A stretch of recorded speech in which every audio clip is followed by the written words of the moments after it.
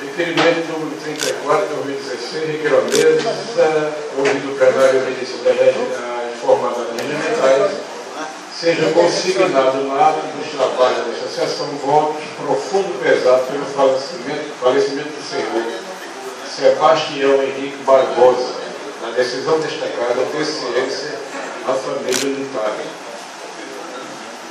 Sebastião Barbosa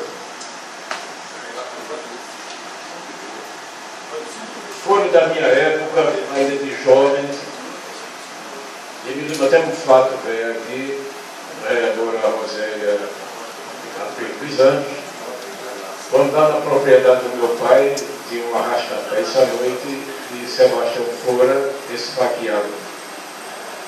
Foi uma noite realmente terrível para a gente, mas se chegar na cidade de Surubim, depois dos primeiros procedimentos, foram transferidos para Recife e, graças a Deus, voltou essa sociedade e viveu por muito tempo.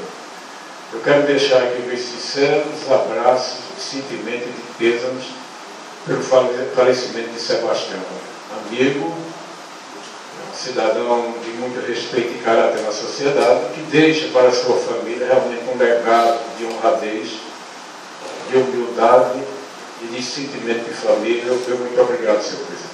Em discussão. Eu me associo.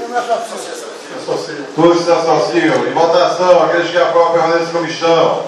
Aprovado.